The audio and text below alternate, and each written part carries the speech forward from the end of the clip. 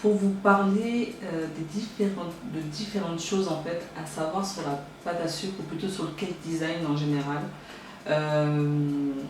C'est tout simplement pour vous aider, pour vous guider un petit peu et vous donner les petits renseignements en fait, qu'on ne connaît pas toujours et qui sont très importants finalement. Donc c'est parti. Donc la première chose qu'il faut savoir, c'est que la pâte à sucre ne se conserve pas au frigo.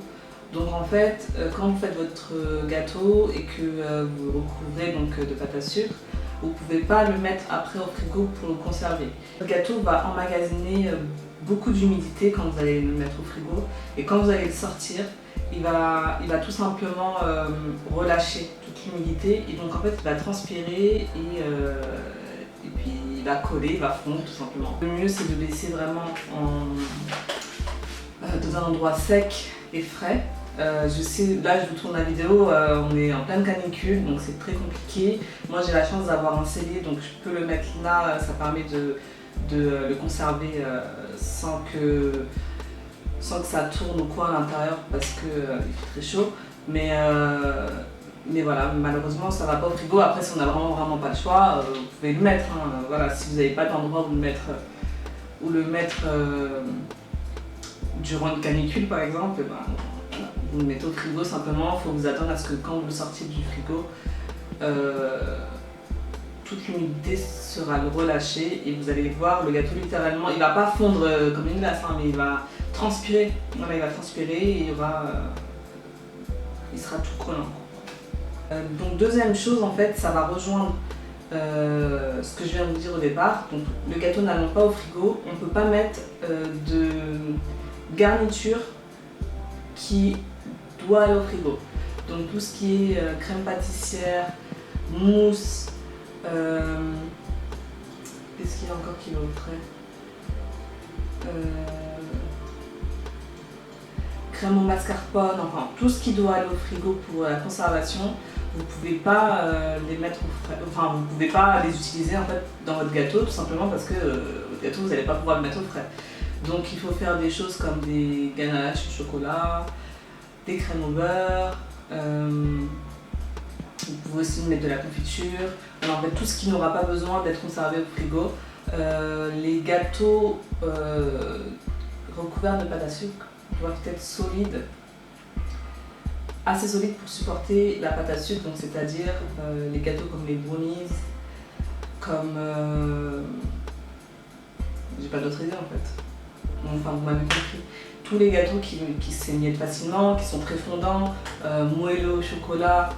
Fondant au chocolat, c'est même pas la peine d'y penser. Qu'est-ce que vous avez comme gâteau encore? Même le 4 quarts. Le 4 quarts, normalement, il est très moelleux aussi. Très moelleux, donc ça veut dire très fragile. Et tout simplement, le gâteau doit être assez résistant pour soutenir la pâte à sucre et donc éviter que le gâteau s'effondre tout simplement. Donc évitez vraiment les gâteaux très moelleux, très... Je dis pas que les gâteaux en pâte à sucre, enfin, quand je dis gâteaux en pâte à sucre, vous me comprenez. Hein. Mais je dis pas que ces gâteaux-là sont des gâteaux qui sont secs ou pas moelleux, hein. Mais les gâteaux très très fondants, ça c'est pas possible. Tout simplement parce que votre gâteau va s'écrouler et voilà, on essaie d'éviter la catastrophe en général, donc je ne conseille vraiment pas. Les gâteaux que vous pouvez réaliser, bon, les gâteaux au chocolat classiques, les génoises, ça c'est sûr. Qu'est-ce que vous avez d'autre? Je fais comme ça, je sais pas. Voilà, moi je suis une sorte. Il y a les Madeira cake, Molly cake, vous avez quoi? Sponge cake. Donc il y a beaucoup de recettes, bon, c'est très inspiré, enfin c'est des recettes américaines hein, bien sûr. Dites-moi si vous voulez que je vous fasse quelques recettes de gâteaux basiques. Donc dites-moi en commentaire si vous souhaitez que je vous fasse des vidéos sur quelques recettes. Voilà, ça va suivre un peu la même chose. Les gâteaux n'allant pas au frais, vous pouvez les conserver à peu près 48 heures, un peu plus, c'est pas très grave, mais après, passer 72 heures, on ne va pas exagérer. C'est un gâteau qui est quand même pas conservé au frais, même si les crèmes qui sont, enfin les crèmes ou les types de gâteaux qui sont à l'intérieur sont censés ne pas aller au frais. Voilà, quand même c'est un gâteau avec une crème, etc. Vaut mieux pas le conserver trop longtemps, donc 48 heures c'est le maximum pour moi. Donc voilà, donc c'est 48 heures à partir du moment où il est coupé. Hein. À partir du moment où il n'est pas coupé, je pense que vous pouvez faire un bon 2 jours de plus, 48 heures de plus, du moment qu'il est vraiment pas coupé. Parce qu'en fait la pâte à sucre va conserver, on va dire plus ou moins le gâteau, parce que ça va faire comme un emballage en fait, vous voyez, donc le gâteau il va pas rassir, etc. Mais par contre, bon, voilà, à un moment passé, il faut le manger, et voilà. Mais on va dire que s'il n'est pas coupé, vous pouvez rajouter 48 heures de plus, sinon à partir du moment où vous l'avez coupé, vous avez pris une part ou plusieurs parts dedans, 48 heures maximum. Alors ensuite, la pâte à sucre, vous pouvez soit l'acheter directement sur des sites internet dédiés au cake design ou pas, ou enfin les sites de pâtisserie aussi classiques, je crois que vous pouvez, enfin pâtisserie classique, oui ouais, pâtisserie classique, vous pouvez aussi en trouver je crois. Après vous pouvez aussi la faire, ça dépend de vous tout simplement. Moi je la fais pas, je l'ai fait vraiment dans mes tout premiers gâteaux. Je voulais essayer de faire, tout simplement. C'est, pour être honnête, meilleur. Je trouve que c'est meilleur. Mais maintenant, je n'ai plus du tout le temps de la réaliser moi-même. Donc, ce qui fait que je l'achète toute prête. Et puis aussi, au niveau de la couleur de la pâte à sucre, je trouve que c'est plus simple, plus rapide et en plus mieux fait, on va dire, au niveau de la coloration. Les couleurs sont plus intenses quand on l'achète. Après, vous pouvez tout à fait la faire vous-même si vous avez le temps. Si vous ne faites pas de gâteau très souvent, c'est juste un gâteau de temps en temps comme ça, vous pouvez bien la faire. Pour l'instant, je n'ai pas fait de recette de pâte à sucre, mais dites-moi si vous voulez que je vous en fasse une, ça sera avec plaisir. Vous montrer, c'est pas très compliqué, simplement il faut avoir un peu de patience. Et voilà. Donc vous pouvez soit la faire, soit l'acheter, ça dépend de vous. Voilà. Donc la chose suivante, c'est que quand vous voulez faire des gâteaux recouverts de la pâte à sucre, il ne faut pas être radin. Il ne faut pas être radin sur l'investissement, on va dire. La pâte à sucre, ça coûte cher. Comparé à d'autres ingrédients, en fait, ça coûte assez cher. Donc il faut être conscient que ce n'est pas un budget négligeable niveau pâte à sucre. Voilà. Ensuite, il y a deux types de pâte à sucre. Donc vous avez, enfin pour moi j'ai séparé en deux grandes catégories. Après il y a des sous-catégories. Enfin, franchement, pour être honnête, moi je fais pas trop attention à ça. Pour le moment du moins, mais moi j'ai deux grandes catégories. Pour moi il y a la pâte à sucre classique, donc la pâte à sucre qu'on va utiliser pour couvrir les gâteaux, pour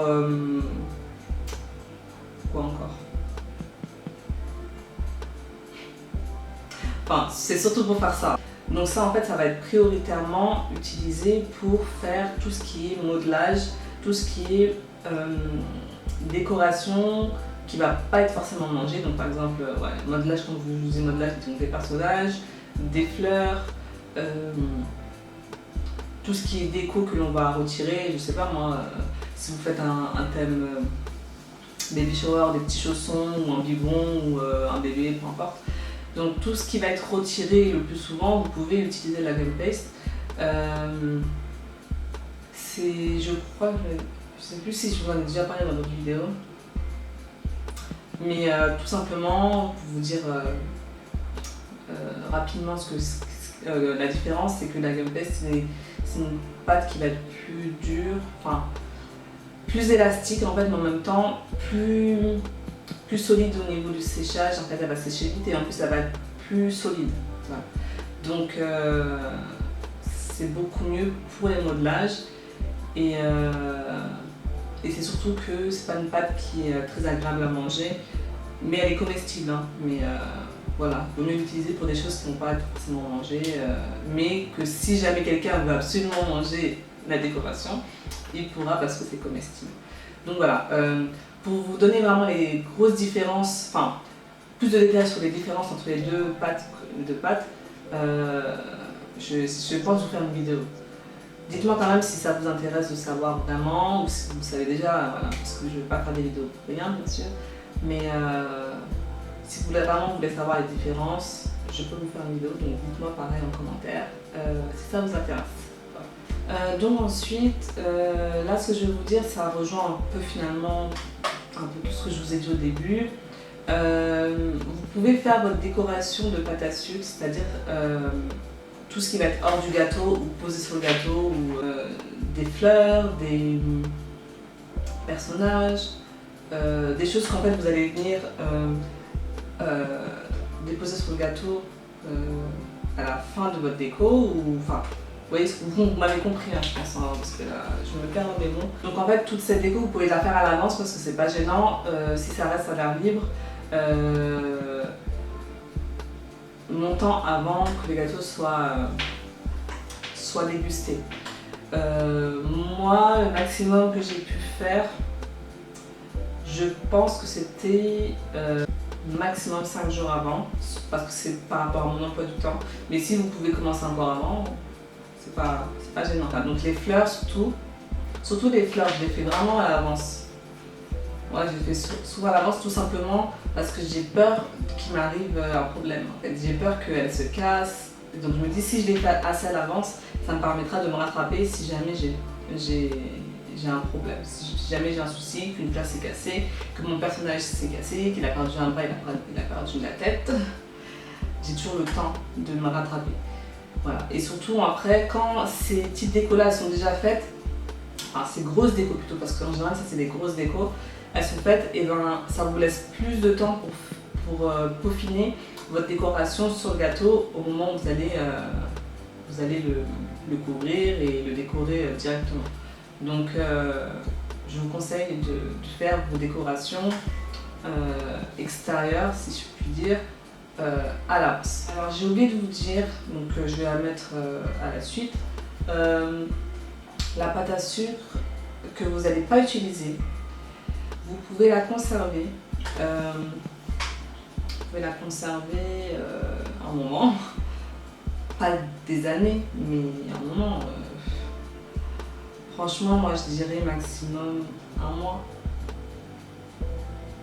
Moi j'ai rarement l'occasion de conserver aussi longtemps, tout simplement parce que je l'utilise rapidement, mais j'utilise rapidement parce que j'ai pas beaucoup de gâteaux.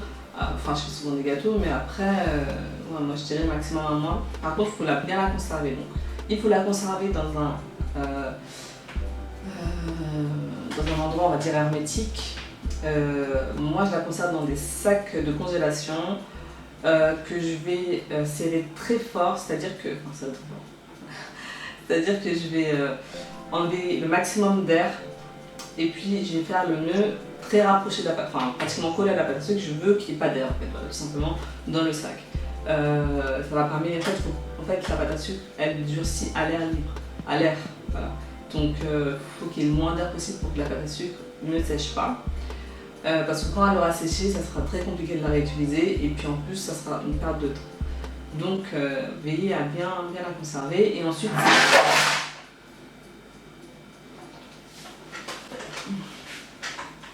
j'ai sursauté, mais c'est un truc de ouf. J'ai cru qu'on m'attaquait. Voilà, qu'est-ce que je vous disais? Enfin, ensuite, les sachets, il faut les conserver dans une boîte hermétique, boîte en métal, boîte en tupperware, je sais pas, ce que vous voulez, mais que ça soit hermétique. Après, il existe aussi des tupperwares, de nouveaux tupperwares. Je crois que vous pouvez les trouver chez Planète Gâteau, si je vous dis pas de bêtises. J'ai pas eu l'occasion de tester encore, mais ce sont des tupperwares qui permettent de la mettre en fait sans sachet, de mettre la pâte à sucre telle qu'elle dans le tupperware. Et je crois qu'il faut enlever l'air, si je vous dis pas de bêtises, mais sincèrement, excusez-moi si vous connaissez que je me suis trompée, mais il me semble qu'on enlève l'air en fait. Qu'il y a un système en fait qui fait qu'on enlève l'air, vous savez, comme comment on appelle ça? Les sacs là où vous mettez vos vêtements, vos couettes, vos oreillers ou je sais pas quoi là, qui passent au téléachat. Et vous retirez toute l'air pour écraser là, pour avoir de la place. Bah, je crois que c'est un peu ce système-là, mais simplement c'est avec c'est une boîte. Et donc je crois que sur ce site-là, je crois qu'ils ont un blog ou un Facebook, je sais plus. Et en fait, ils avaient fait le test et je crois qu'ils avaient conservé la pâte à sucre 3 semaines. Si encore une fois, je dis pas de bêtises, 3 semaines et la pâte à sucre, elle n'avait pas bougé, elle n'avait pas séché, elle était comme on l'avait mis au premier jour. Donc si vous avez la possibilité de vous fournir ce type de produit, franchement, je pense que ça serait sympa. Moi, je vais y réfléchir, simplement, je ne me suis pas penchée sur la question pour l'instant, mais je pense que ça peut être pas mal. Donc voilà. Surtout pour les personnes en fait, qui ne font pas souvent de gâteaux et donc qui veulent quand même conserver leur pâte à sucre un moment, je pense que c'est sympa d'avoir ce produit. Donc voilà. Alors si vous voulez utiliser votre pâte à sucre au moment de la canicule, comme en ce moment d'ailleurs pour moi, ou dans des endroits, dans des pays chauds ou des villes chaudes, tout simplement, enfin des endroits chauds, il existe une nouvelle pâte à sucre. Alors, je vous mettrai le nom quelque part sur la vidéo parce que je m'en souviens plus, excusez-moi. Mais c'est une pâte à sucre en fait qui résiste aux fortes températures de chaleur, c'est-à-dire bon, pas à 100 degrés non plus, mais nous par exemple on a frôlé les 40 degrés. Elle se conserve à cette température. Enfin, elle se conserve, elle ne fond pas en fait, elle ne devient pas collante, etc. à cette température-là. Donc, pensez à celle-ci pour faire vos gâteaux au moment où vous êtes en pleine canicule ou si vous êtes dans un endroit chaud, ça vous permet... On dit un endroit chaud? Un endroit... Non. Dans un pays chaud.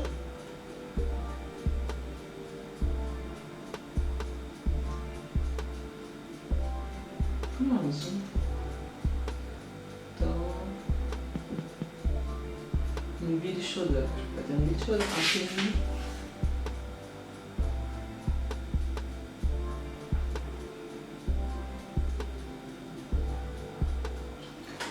Voilà, donc si vous êtes dans un pays où il fait très chaud, pensez à cette pâte à sucre là. Ça vous permettra de tout simplement faire de beaux gâteaux malgré la température. Donc voilà. Voilà, ma vidéo est terminée. J'espère que les petits renseignements que je vous ai apportés en ce qui concerne la pâte à sucre vous a aidé, vous a permis d'en savoir un peu plus sur la chose. Moi, ça m'a beaucoup aidé d'ailleurs. Hein. J'ai fait beaucoup de recherches en fait au moment où j'ai commencé la pâte à sucre et en fait il y a beaucoup de choses que l'on ne peut pas deviner bien sûr et qui sont en fait très importantes. Et donc voilà, je voulais partager avec vous et voilà, je crois que c'est tout ce que je voulais dire. Donc voilà, j'espère que ça vous permettra de réaliser de beaux gâteaux, encore une fois. Je vous remercie d'avoir regardé la vidéo et je vous dis à bientôt pour de nouvelles vidéos. Pâtissez bien.